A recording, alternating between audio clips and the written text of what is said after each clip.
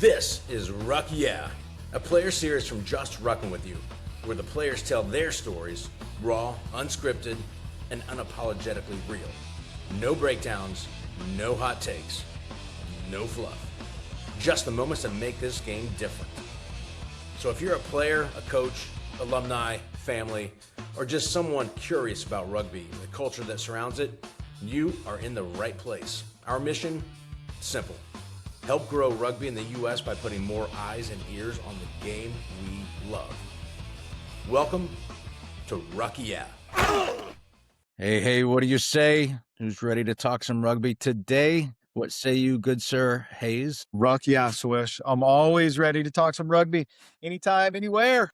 This is a good one for us because we got our old pal, the old ball coach, Troy Hall from Clemson University. This is traditionally, we're trying to grab players and talk about stories from the grass up, from the pitch up. But every once in a while, we got to grab a legend and throw him on here. And that's why Troy Hall is here. So we know you well from being Clemson Rugby dads and calling games and enjoying that marvelous pitch at the pier. But for everyone else listening, maybe introduce yourself a little bit. Tell us why you're so awesome. And then we'll go from there, man. First off, thank you for having me on your show, guys. It's been a little while coming. I know we've been trying to organize it for a while, but yeah, great to be here. Lots to have a chat about. But yeah, Troy, Clemson head coach. Geez, it'll be going to my 5th year here at Clemson. So love being here, love the program, love living in Clemson with my family. Got 3 little kids. Actually, I was chatting with Sarah the other day. I've actually been in the States. It'll be our 20th anniversary this August. So I've been in the States like half my life. You picked up any of those ugly American habits yet? That's funny. Every time I call home or my mum comes over, it's like, first thing she always says is, you haven't lost your accent one bit. But although we were laughing at Wesley the other day, and he's getting a little Southern accent, right? He was looking for something. He was like, have y'all? He brought out the old y'all, and I'm like, oh my gosh, this is crazy. So next time we go to New Zealand, he's going to be a kid who can play rugby, but he's got a Southern accent. So all my Kiwi cousins and that are going to be wondering where this kid comes from. But on that note, yeah, grew up in New Zealand. You know, pretty traditional childhood growing up in New Zealand, like rugby in the winter, cricket in the summer, like every water sport under the sun. But then, you know, just always outside playing, always outside throwing the rugby ball around. And I still do it today. It's almost like it got embedded in me since I was a kid, where I was always passing or kicking. You've probably seen my stuff at the field. I lived at the pier is my second home, basically. The Clemson Rugby field is where I spend hours every day just kind of filming and working with players and just on the grass. Bit cold at the moment, but it's gonna get pretty nice pretty soon. Ended up in America through my wife Sarah. I met her while I was playing rugby in Australia, and she was out there studying abroad for a semester and picked up a Kiwi and brought me back to New York about a year later. Yeah, and then just kind of went on the rugby journey since 2000. And yeah, married 2006, started playing club rugby. What do you do? The first thing you do is I Googled nearest rugby club near me in New York, like a week after I got married. White Plains Rugby came up, so I spent a couple of years at White Plains, played at New York Athletic Club and Old Blue in Manhattan. Talk about couple championships there, eh? Yeah, a couple for Nike. Yep, couple for Nike. And funny thing, and something I always talk to the players around, like there's different opportunities you can get in the sport. Like remember we had a trip to Florida for our pre-season tour trip to Fort Lauderdale with Nike. And turns out the USA Sevens coach was there, right? And that's how I first got into the Eagles. Had no idea he was there. I was just enjoying my rugby, playing with a good bunch of mates. Like we're a good team. Like we had a really good team. We had Eagles on my team. But then all of a sudden, you know, I had a good weekend, and then I get invited to a USA camp in San Diego at the Olympic Training Center, and that was literally the beginning of my Eagles journey. Just from that Florida trip, just saying yes to going to that trip, and then all of a sudden, I'm in the Sevens team. And once you're in the pool, right? Once you're in the pool even back then, once you're in the pool for any USA side, your name's in there now. So yeah, you can. You know, you're in the mix. You know, you got to do is just focus on playing well and getting after it. So it's pretty cool. And then yeah, Eagles' career started from there. So what is that like whenever you go out there? Is it more of like you know, here in America, it would be like a NFL combine? Is it like that kind of thing where you're out there lifting and running and they're putting you through drills? Are you playing rugby? What's it like when you go out and you actually, they bring you out to San Diego to work out with the team? It's a bit of everything what you just said, right? Like, and it's changed a little bit now because now you've got, I don't know if it's 24 players that are contracted who live there and basically train full time there. Back in the early days of the sevens, it was like you got picked out of tournaments, right? You got picked out of like club rugby, or we also had overseas European professionals in the mix too. You'd fly in on a Saturday. You'd kind of do all your medicals on the Saturday, right? And then Sunday was just all out fitness testing. So you're doing like, Broncos, yo-yo tests, like beat tests. You're doing like going from that into, running like 1,500-meter run. It's like brutal, right? Like you had to show up and be ready. It's like Yeah. you were found out on day one if you didn't work. If you weren't prepared for it, you're literally the big X next to your name, right? Like you're showing up to a sevens camp and you're not coming in ready. Like that's dangerous stuff. So, but it's basically you put through your paces all week, Monday through Friday. You're playing games, you're doing drills, you're in the gym, you're getting tested. I guess the one thing that does stand out is we just played a lot because basically that week was a trial. And on the Friday, like the week later, the coach would stand up. He'd name the team, right? Name the traveling team. So it's like 12 players plus a reserve, and everyone else would fly home back to work. And then everyone got picked, would stay another day and then fly to wherever we were going to go to. And my first trip was to New Zealand to play in the Wellington Sevens and then to Hong Kong and whatnot. So I was like, I literally called up work going, I'm going to be back in a few weeks. Like even Sarah was like, I could be back tomorrow or I could be back in 4 weeks. And I was lucky to always make it through those camps and get picked. So crazy though, right? Because you're working full time and you're also playing for America professionally when you're on tour and getting paid to play. So It's pretty crazy. wild. So how many?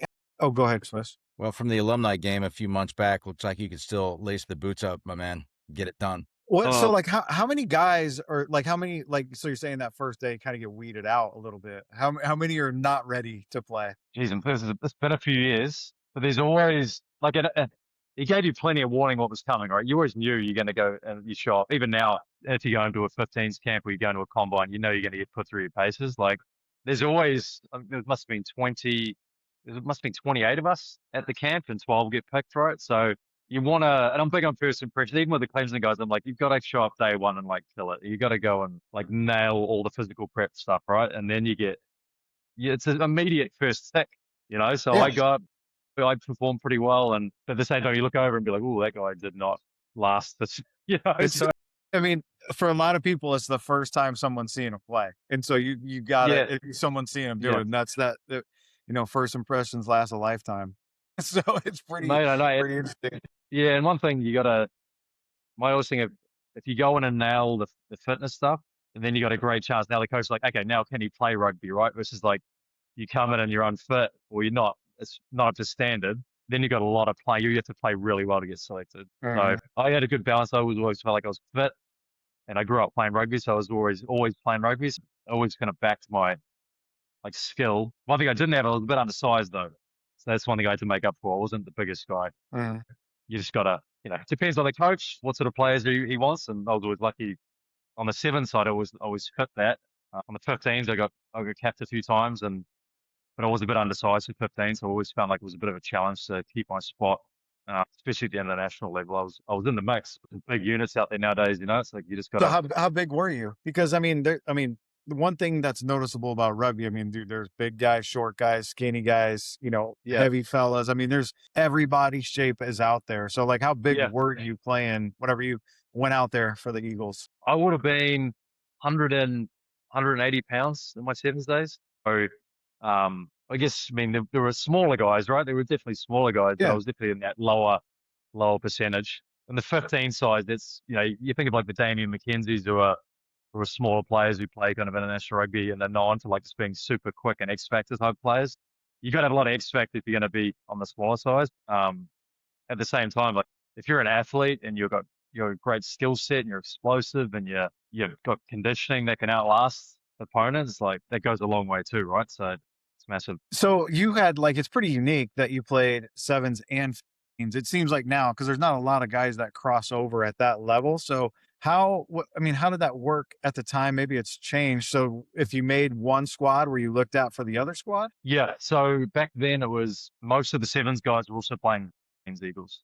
So, and then once they started having full-time contracts at the Olympic Training Center, then you can have more like, I'm just here to play sevens. That's my squad. That's my team. And then, there might be a crossover before an Olympics where a 15s player wants to go play sevens. And you see that a few times. Chris Wiles did it in 2016 in Rio. Aid Edna, the football player, he did it from football to Olympics in 2016 as well. So it's changed a bit now. The preparation for each sport is so different. It's rugby, yes, you're tackling, you're playing, you're running, but it's the physical demands of each sport it's crazy. It's different. Same sport, two totally different games. Yeah, It's a different crazy. way to even get managing how you lead up to a tournament, like how you manage yourself on game days for that long day, the type of game, right? It's just a whole lot of space. Ryan, It's also Ryan always asks the question, but I think we know the answer. Are you a sevens or a 15s guy? I know you're a rugby guy, but truth be told, you can say it, man. You can say it. Well, it's funny. I've always been more of a sevens guy, right? I've always loved my sevens. Yeah. But there are times, when even coaching the All-Stars a few weeks ago, I had a lot of fun coaching that group and, helping work with the attack and the back line and stuff. There's definitely a pull to both, but for me as a player, I definitely enjoyed sevens a lot. There's something about the test. It just tested you it was so hard, and when it's so hard like that, it's almost like addicting because you want to do well. So the amount of time you put into your preparation and the kind of just how you felt at the end of a game, or you look up at the clock and you're only 3 minutes into the first half, and you're like, oh my gosh. And then also like the individual kind of responsibility too, because everything is magnified in sevens, right? You catch pass, you one-on-one tackling, how you clear a breakdown, like everything is seven players have got to be working together. Otherwise, it's part of that, accountability to each other. Especially when you get in a group, like Clemson last year, we had a great group and you could see the accountability. You didn't want to let the next guy down. So I'd say I like calling 15s games so much better. And I think maybe it's because the sevens matches are so exhilarating. They're so exciting. It's hard to watch, take the camera on all day, right? Yeah. Before you know it's over. It's like you can't even catch your breath. And so I can't even imagine. Again, I feel like such a fraud because I never played the game or the sport, but it feels I can picture myself out there. Fitness level, I'd have that big fat black X next to me right off the bat. I personally just love the physicality that is in 15s. It's just, I just feel like it's just so aggressive. Sevens obviously is very physical game as well. It's just on a different space. This is like there's just so many guys out there on the field during 15s. It's just there's just so much going on. Yeah, and I guess to answer your question, there's the preference, but also like, man, growing up playing rugby, I'm just such a big rugby fan. Like I coach now and I played at high levels and whatnot, but the only reason I'm out there still throwing a ball around and messing around is just because I love it. I love being a rugby guy. I've always been a rugby fan. I love watching it. I love seeing players like pick it up and learn to love it. Like it's part of my role at Clemson. I want the guys to, enjoy their rugby. Oh, and if I'm enjoying it, that's a big part of it too. I want to keep enjoying it. And it's a good thing you got that little challenge it, but it's key. Good thing you got that little shaver in your house that you can whip the ball around with. And not that your daughters couldn't, but that kid's an animal. So he might be he's definitely an eagle in waiting. So a little lefty. Yeah. So talk to us, Troy. We're trying to get as many eyes and ears on the game. That's why we started, broadcasting and like putting the games out. Cause Chris and I, fell in love with it. I had 3 kids go through, one still playing, Swish got a couple still rolling. And so, it's really kind of taken us over. And that's why we did it. We're like, dude, this game is freaking awesome. We love the brotherhood about it. We love just the sport. It's fun. It's fast. It's physical. How do you feel like, what is it going to take for it to really take off here in America? Like, what do you see, like, just from your perspective, having played around, you've been all over the world and played at the highest levels. Like, what do you personally feel? I guess my first under that beer, and this is coming from, I'm mindful of like how I grew up playing rugby, right? I grew up with it. So you learn, like I was talking to someone the other day, I don't even remember learning how to catch and pass, or I probably got taught somewhere along the line, but it was more just me out there messing around in the backyard with my brothers. I think the youth and high school part of that is really key, right? And getting like with a ball in their hand. Like I spent 6 years in Oregon going to PE classes every week. While I was out there in PE classes, basically running intro to rugby sessions for like thousands of kids every year, right? And what happened? What was the impact of that? Like some immediately came out to play rugby and go to a camp that I was running, or join the league I was kind of building at the youth levels. And some like took like 3 years though. They came out, I was like, oh, maybe coming to my PE class 3 years ago, and now I'm coming out to play rugby, right? So the timing, right? Like, so it's, I think giving as many youth and high school kids a positive experience with rugby first, going to build that fan base and like kind of, and what comes with that, right? Then you have the kids and the parents, because you got to tick that box too, right? And part of my role then was also educating parents and having conversation with parents around this is what rugby is. It's not what you think it is based on your experience with rugby back in college or whenever you played, right? Like, because there are still the, generic shapes that come around like rugby and no pads and no helmet stuff. So also, I found a lot of my time was spent communicating with parents and new people into the game. I think youth and high school is a key part, and along that, you got to have coaches too, right? You got to have people who are willing to go and coach, because we're good recruiting kids out. Because then I was learning this on the go, right? And I was like getting kids, recruiting kids, starting teams. Then I was like, hang on, who's going to coach these kids now, right? So you have to go into the community. Who's going to coach? Where are the connected coaches that can go help sustain the programs and stuff? And I think it's a challenge in America is making sure we do have enough coaches for the number of kids that are going to come out and play or coming out to play. So I think that's definitely a piece of the recruitment, the programs, the leagues, the community side of it. But also what's cool about America is like the college game's only getting stronger, right? So, and look, you got to work with what you got. And Clemson's kind of your classic college program where you got players coming in from all sorts of backgrounds. Some are coming in with a lot of rugby experience, and some are coming across from another sport, but they're really good athletes. So you just got to find good coaches that can get the most out of those sort of players, that can kind of open their eyes to be like, what could this look like for me, right? What could rugby look like for me? And I ask that with some players now. It's like, what is the next, some don't know right away, but what does the next few months look like with rugby? Like, how do you want it to play out? And I think just that education around like rugby's, a sport you can play a long time. You can play well beyond college. You can play well beyond high school and play well into your 30s and 40s. But also that side of it where you've got those D1 type athletes who are looking to compete and want to,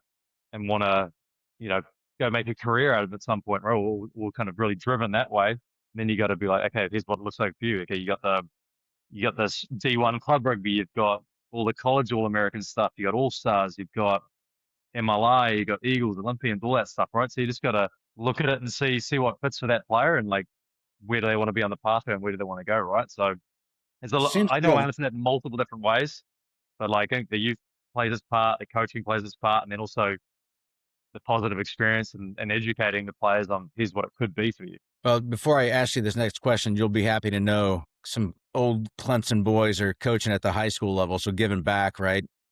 Yeah. And Thompson's coaching at Oceanside. Baylor Williams is at Wando. That's so cool, yeah. Big square off tomorrow night at 7:30. I saw that, yeah. World class. I'll be tuning in. I'm going to tune in. We'll be sure to shout out some love to get a photo too. Make sure you get a photo of Baylor and Ben going at each other. That's cool. That's cool. I'm so happy to see those guys out there. I felt like it was a sunny Saturday at Clemson. I just want to go over and hug on them, and it's so cool to see them giving back. But so back to the success in the U.S. It just seems like it's so fractured. You just mentioned there's so many different pathways or different organizations. Kind of like if we want to be great in the States, it feels like we've got to have one governing body, and it seems like that's tough to come by these days. Yeah, when there's two divisions in college, it's really tough to that one, two that USA Rugby's connected with and one that's not. It makes it really challenging in terms of really getting the sport. And you mentioned it. I think the biggest thing I took away from what you're saying is college rugby, in my opinion, is the spot where it can really come together and take off and really create the next level, because there's one thing in America that people love, and it's college sports. And in particular, Clemson, North Carolina, South Carolina, NC State, Indiana, there's Georgia. I mean, there's a lot in particular in the South as well. There's a lot of huge rivalries that if you can just tap into it and get enough eyes on it, those rivalries are already built. Yep. And the people will absolutely love the physicality and the speed of the game. And so it's just connecting that. But again, USA Rugby fracturing itself into two different college divisions. I mean, someone's got to go push the egos aside and go, let's fix this. I know it's Can that happen? like I don't see us getting closer. You know what I mean? I don't like and to be honest, I don't really give it a whole lot of thought because there's so much of it's out of my control, right? And one thing with me, like being an Eagle, I you know, proud USA Rugby player, right? And but I'm also just with us being in our conference, like we're in this weird situation where everyone in our conference is NCR, like the whole East Coast is almost NCR. Like you got these other teams doing other things, the CRAA, all that stuff. It's try telling that and explaining that to someone who doesn't know rugby, right? Like, geez, that's half the problem, right? Like you're not they're gonna switch off halfway through going, what is the on about? Like, and I couldn't even explain the whole situation. So I think for me, I'd love to see it all go back to one just because USA Rugby is the national governing body. I got a lot of respect for the Eagles and the coaching staffs and both the 7s and the 15s. I think they're doing a great job trying to improve our professional setups, but just the layers underneath that, it's confusing to say the least. Yeah. Yeah. It's just really interesting, like how, like the path for a kid to go, that's how I want to play for the Eagles. Like that path is so murky on how to get there, you know, in terms of like, you know, what steps do I have to take? The talent ID camps, you got to get lucky, just a scout being at a tournament you're at. It seems to me that there's just got to be more coordination amongst USA Rugby and the colleges to connect the two and really take it to the next level, because it's to me, it's just it's an opportunity that's primed for the picking. And there's so many athletes. I mean, dude, there's 300 million people in America. You're telling me there's not athletes in this country that can play and excel and bring the U.S. to the top of the heap? And it's also one of those, it's funny I put out a LinkedIn article the other day because it was one of our all-star players he came and asked me, right? He was like, Troy, you played for the Eagles? I was like, yeah. He goes, how do I get on the pathway, right? Now that was his question to me, right? And kind of sparked some thoughts because I've had that question a lot, right? Just as a coach and just and rugby in general. And hundreds of, if not thousands of rugby players asking that same question. Like, how do I do it, right? And it's not an easy answer, you know? And the struggle over here is a lot of that ownership and a lot of it's got to, the players have firstly got to understand, like, this is what it's going to take. So part of that is you've really got to start exploring the path area. You've got, yes, it'd be great to have these, okay, there's the winter camps, there's all-stars.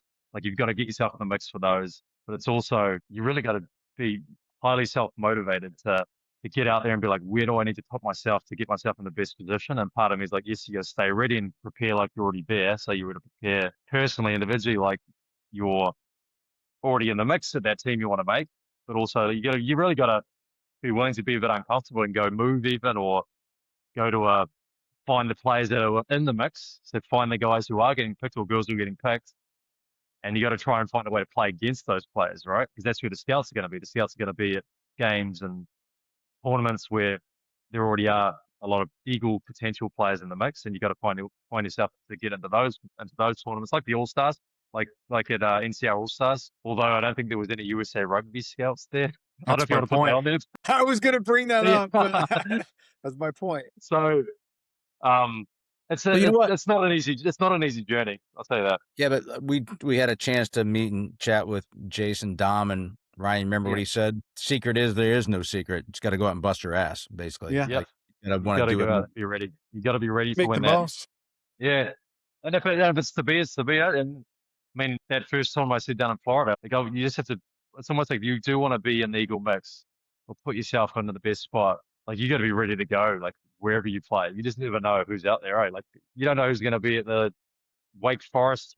You have no idea who could be watching you. And all it takes is one person to be like, huh, that kid was bloody good. Like, how do we get him over here? So it can happen. You just got to, like Jason said, you got to be willing to work hard and keep working hard until it happens. It's interesting. So, and then we'll transition over to Clemson real quick. But it's like, it's interesting because you see kids flash in games, and you see it, you're like, wow, that kid stands out. And then put them amongst a bunch of other kids that are all that good.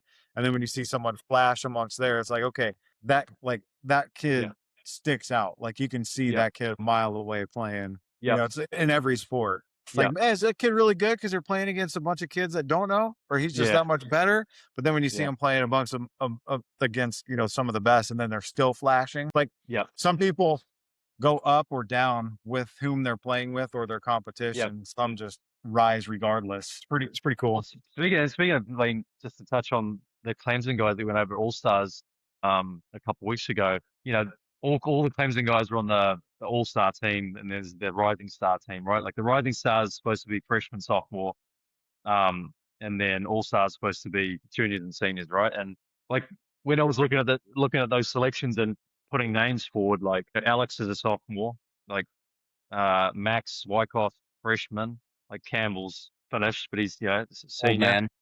Oh, and Noah's a junior, and then Pete's like what, sophomore, like he's in the middle, like he's a junior, like so they're, you know, it's, and one of the things I asked, and Ryan brought a great point, man, is like, yes, Max Wyckoff's a freshman, but do I believe he can raise his game around these better players? And I was like, absolutely, you can. You know, you just And see he the showed out fundamentals of too. that. He Yeah, and played you know well. what I mean? So it just some guys and some girls can just raise the bar, right? They get better when there's more pressure and the heat is on. Because as a coach, you got to be, you know, I get highlight reels every week from players, right?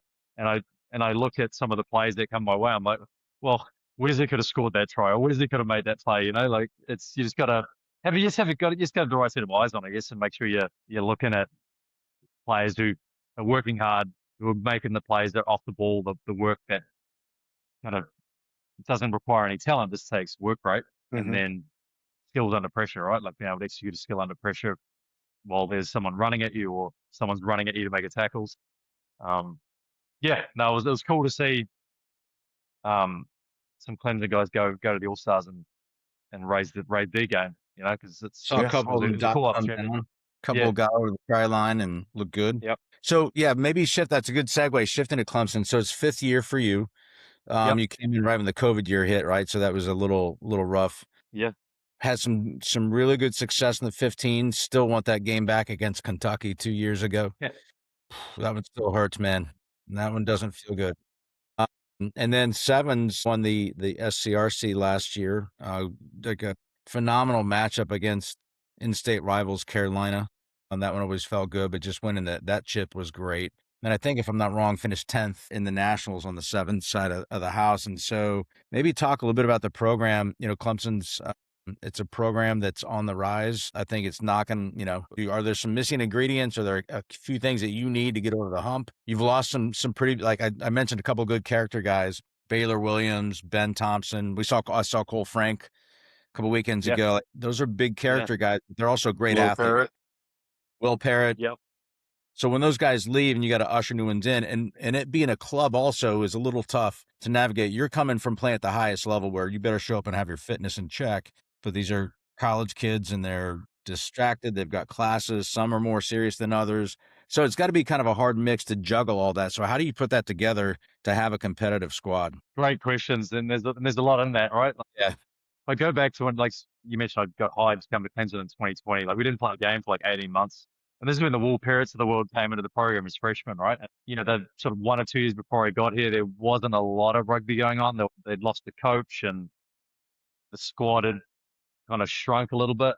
But there were also 4 or 5 guys that stayed on that have still had a few years left who loved the team, who saw, or maybe they didn't at the time, like I saw COVID as an opportunity to build something now. Okay, we've got 18 months here, we've got to reset somehow, attract some new players. We had a good freshman class coming in, and it's just crazy how quickly it goes by, right? Because the Will Parrots and the Cole Franks were the first guys that came in with me. They arrived when I got here, and now they've all graduated and off getting jobs. And, you know, so remember Baylor calling me saying he transferred from Arkansas State and, you know, coming in, and like those guys are like the heart and soul of Clemson Rugby for a number of years, right? They were always first on the roster, not just because they were good, but they were just fully committed to the program. And those guys deserve a massive shout out for how we've turned the program around.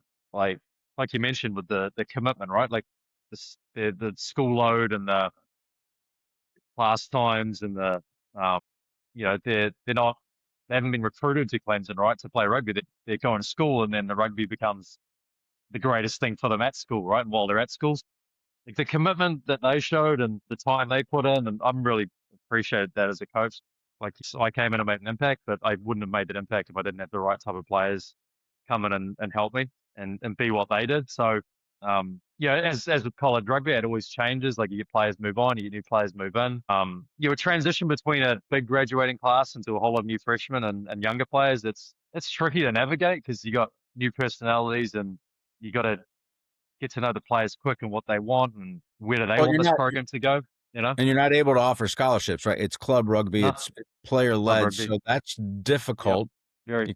And so the recruiting aspect can be even harder on that. I know you can maybe count on some guy like maybe selling the program and count on some transfers here and there to come in and help stabilize, but it's tricky from a coaching standpoint to try to put that all together, I would imagine. You got to be, I show up to events and I talk to families and high school players and stuff like that. But at the end of the day, Clemson's academically pretty tough to get into. I think it's easier to transfer into Clemson than it is to actually get in as an undergrad, funny enough.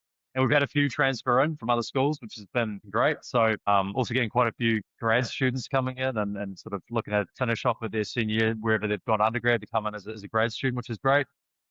The recruiting is challenging because out of our conference, we're probably the hardest team to get, hardest school to get into. And I'm not saying it to scare people off. It just shows you just got to get your grades and you got to academically be where you need to be to get a shot, right? Because we've had a lot of people apply to come in this year and a lot of waiting for their decision in February. And unfortunately, some of those with great GPAs and stuff might not get in, so.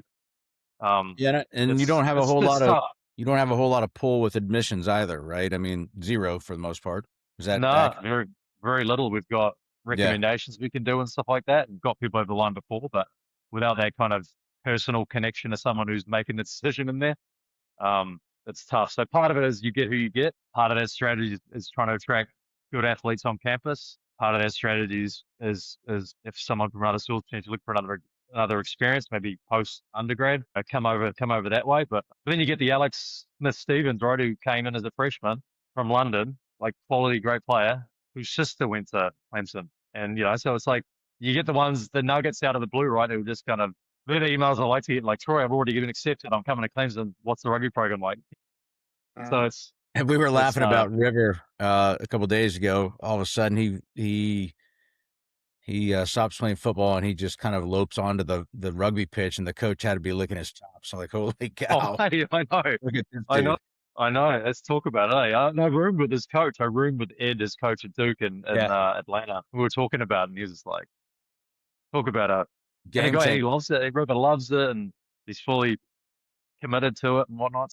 No, it's a pretty cool story. Yeah, that's how I'm going to take that video. I'm going to send it to some people around here. So one of the things, Troy, that we talk about before we wrap up here is with every program, it always seems to be a huge struggle. Where do we play? What are we going to do? Okay, so Clemson has that dialed. We've talked about it. Other schools all talk about it. The peer is awesome. So, I mean, the foundation, which is different from a lot of schools, don't have the foundation.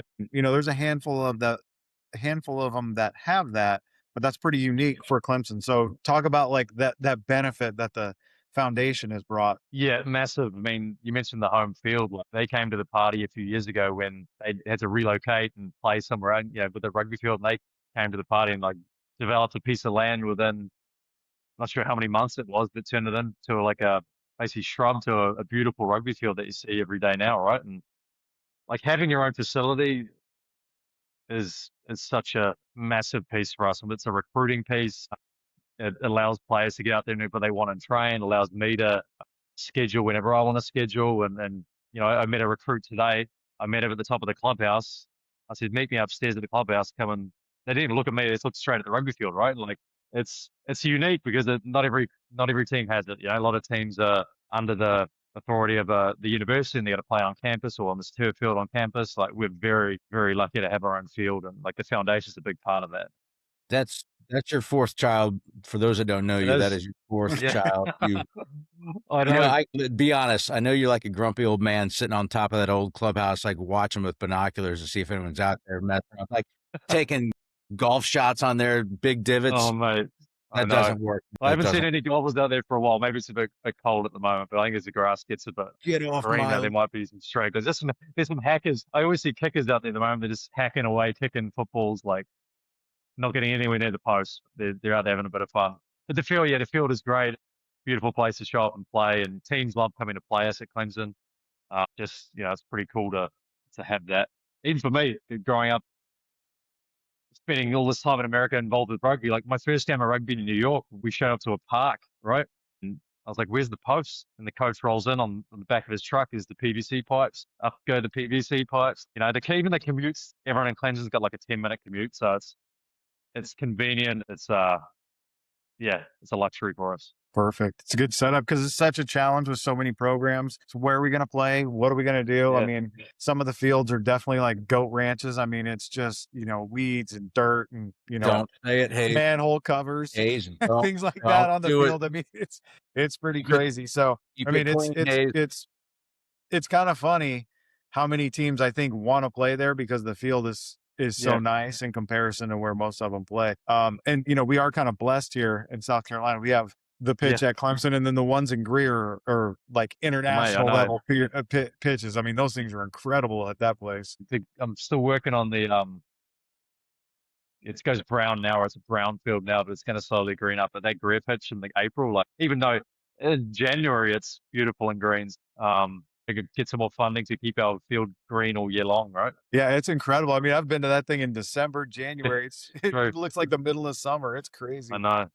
Another thing that having our own field allows us to do is we can, from summer camps, high school camps, like clinics and stuff like that. This allows us to be like, pick a date, and you can, not having to ask someone, can we use it, or is there a conflict here? Like it's literally you can kind of create our own calendar year of events, which is pretty cool. Mm-hmm. Need to put some lights on that field, my man. Yeah, that's you need to raise thing. money. Right now, I know because we're dark. It's 6 o'clock. It's dark, and some of the boys have classes until 5. So you see some guys running out. Like it's not for too much longer though. We're going to slowly push training back as we get into the spring and get a bit more light. We need to work on a sponsorship for some new mowers, like self-glide.